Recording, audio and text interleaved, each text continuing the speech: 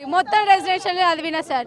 ఇప్పుడు ఇలాంటి రెసిడెన్షియల్ చదివి ఒక దళిత కుటుంబం నుంచి వచ్చి ఇప్పుడు నేను రెసిడెన్షియల్లే డ్యూటీ చేస్తున్నాను అప్పుడు నాకు ఎంత గర్వకారణంగా ఉంటుంది కదా సార్ ఆ సిచ్యువేషను.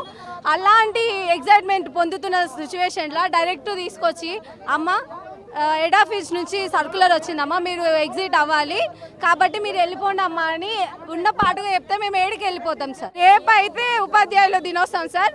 ఉపాధ్యాయులను తీసుకొచ్చి రోడ్డు మీద కూర్చోబెట్టింది మన తెలంగాణ కదా సార్.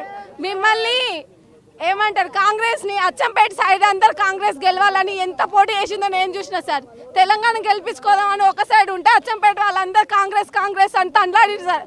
ఏమైనా మార్నింగ్ మొత్తం క్లాసెస్ చెప్పుకుంటారు సార్ వాళ్ళందరూ, ఈవినింగ్ అయితే సార్ అచ్చంపేటలో మొత్తం కాంగ్రెస్ గెలవాలరా ఈసారి, ఎడ్యుకేషన్ అంటే కాంగ్రెస్ ఇస్తుంది మనకి, ఈ బడ్లు గోర్లు కావని చెప్పేసి అంత ప్రొవోకింగ్ చేసి ఈరోజు మమ్మల్ని ఒక మంచి పొజిషన్ తీసుకెళ్లే టీచర్లనే బజార్లో తెచ్చి కూర్చోబెట్టారు. అంటే రేవంత్ రెడ్డి సార్ మాకు ఈరోజు ఇచ్చిన గిఫ్ట్ ఏంటంటే ఈ గౌరవం. ఇది అంటే రేపు ఉపాధ్యాయుల దినోత్సవం కదా సార్, ఈరోజు బజార్లో కూర్చోబెట్టిన గౌరవం అది. ఇది అంటే మేము వేసిన ప్రిన్సిపాల్ చెప్పినటువంటి ప్రతి ఒక్క విధిని మేము సక్రమంగా నిర్వహిస్తాము.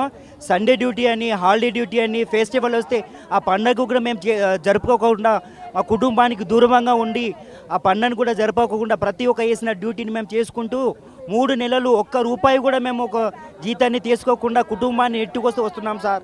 మా ప్రధాన డిమాండ్ ఏమంటే మాకు తక్షణమే మా 3 నెలల జీతాలు మా అకౌంట్లో వేసి మాకు ఏదైతే మా ఈ జాబ్ అయితే ఉందో దీన్ని ఇలాగే కంటిన్యూ అదే ప్లేస్లో కంటిన్యూ చేయాలని డిమాండ్ చేస్తున్నాం.